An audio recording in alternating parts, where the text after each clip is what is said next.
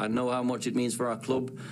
And the other bit is it's a different type of Leeds coming up with a coach that's really done a great job with them and will test us to the limit.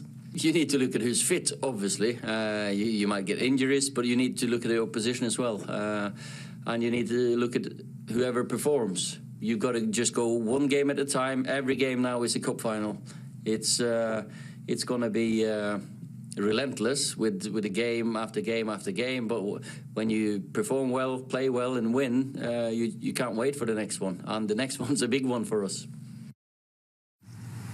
Bueno, ganar siempre es positivo, no solamente por lo que representa en relación al partido, sino porque permite esperar con calma el próximo juego. Well, winning is always a positive thing, and it helps you to go into the next game more calm. This is going to be a fascinating matchup between Manchester United and Leeds. If only there were fans in the stadium. This is what they're so looking forward to, Glenn. Let's talk about the teams individually first and then talk about the matchup. Manchester United away from home.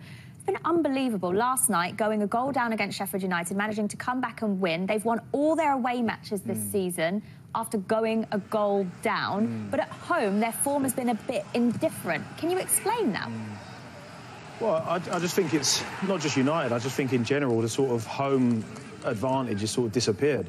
You know, Old Trafford's obviously normally a tough place to go. You know, the crowd make it very hostile, and players find it tough to perform there. But obviously with no fans, that's kind of eliminated, and I think that's worked in their favour. That when they're going away to these teams, that normally, you know, the home team go in the lead, and they'll be able to do something about it and defend a result. But I just think that away the home advantage has just disappeared. That goal there for me is one of the goals of the season. The way they moved that ball, Pogba I thought was instrumental last night. Scored, I think is that the 6th consecutive game they've scored 3 away goals in? Could be. I think it is as well, which is another a record, I think. Yeah. Records away from home, incredible. What a good performance that last night. But at home it's only 3 and 6 they've scored, which is nothing at all. Yeah. I think what Glenn said about home advantages is definitely true, but I think there's also the other factor with United that they're just happiest on the break. And I think it's just much easier. Suits them away. Yeah, to go away and say, you know, you have the ball, you'll play a bit. I mean, they even did it at Old Trafford at times because there's no fans. They're not going to get anyone screaming at them going, attack, attack, attack, what are you doing? It's easier to play that way.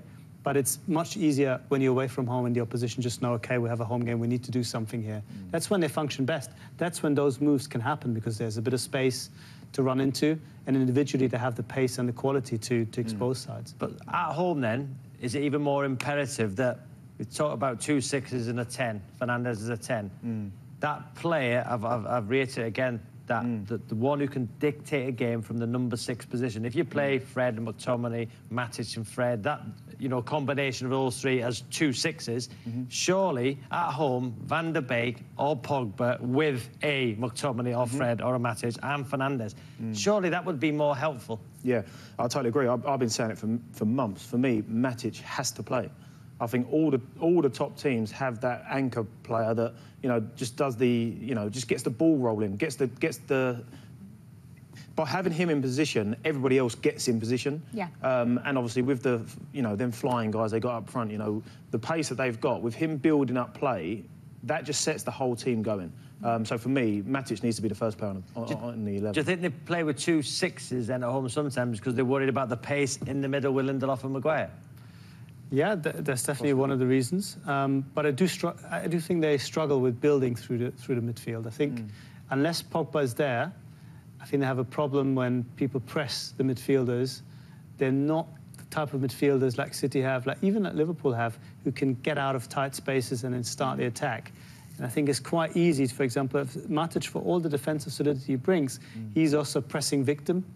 I think Leeds will look at him and think, OK, Matic has the ball, back to goal, bang, we're going to go. That's going to be our game plan because he isn't that mobile anymore on the ball. Yeah. I thought it was really interesting what Ole Gunnar Solskjaer said in that press conference there, saying that every game is like a cup final now. Already, we're so early in the season. Man United have had that for years, haven't they, really?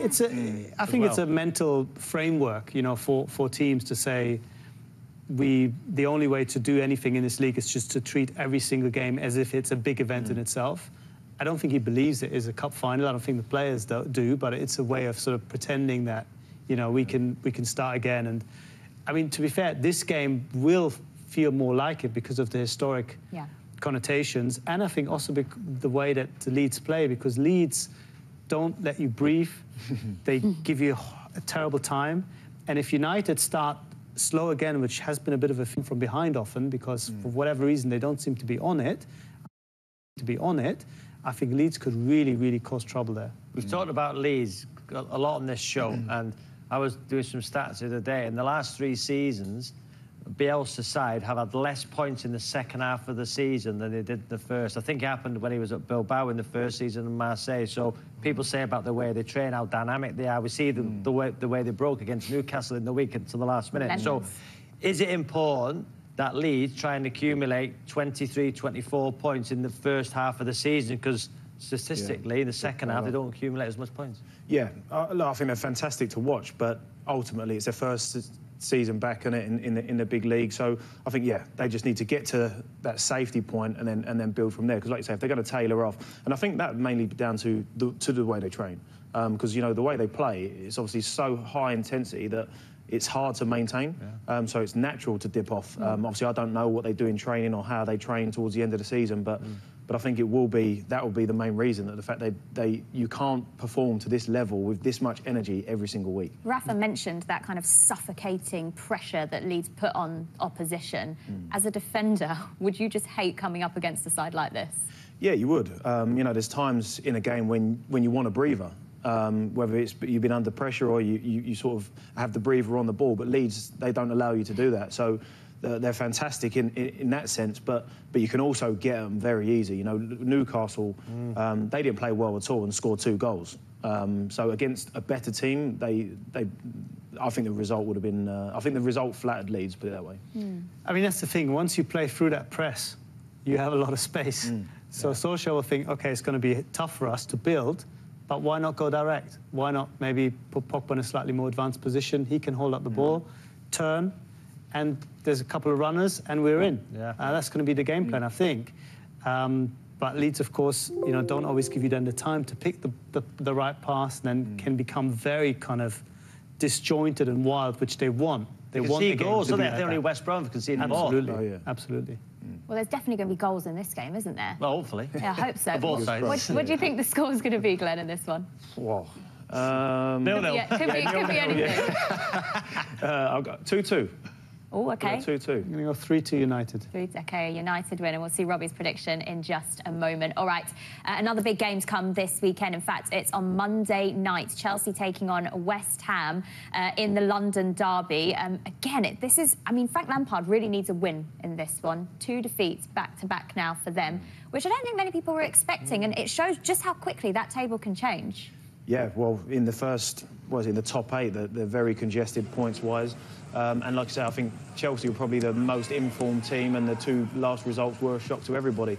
But yeah, look, they're going to want to get back, and all good teams bounce back from defeat. So yeah, I'm expecting a big performance. And obviously, if they're going to want to challenge for the title, then they're going to need to win this game and get back to winning ways. Raf, Kai Havertz, you know, obviously Leverkusen, everything was built around him. It's going to take him time, isn't it, in the Premier League? When will we see the best Kai Havertz? How do Chelsea get him into that system where he's going to dominate games like he did in Germany? I mean, to be fair to him, I think he expected to be having a hard time. I think he was quite aware that it's going to be, you know, taking time to adjust to a new league, a new club, a new language, and a new system. And Chelsea aren't really a possession side. I think they're best when they can be quite quick and direct through the wings, or go early with Timo Werner making a run, or with maybe Tammy Abrams holding up the ball. And there's not really a natural space for a number 10 in this team right now. So the question is, you know, Hugh will have to change. Will Havertz have to adjust his game to fit into Chelsea? Or will he become so influential even when he is out of position, if you will, that Chelsea have to change for him. If he had to change, how would he change? Where would he go? Because has he got enough pace to play out wide? Will he score enough goals as a centre forward? Is he good enough for the ball to play as a 6? Why would he change? I think he can do all these jobs, but I wouldn't necessarily play him as a false 9 up against, 2 huge centre-backs. That's not going to be his game.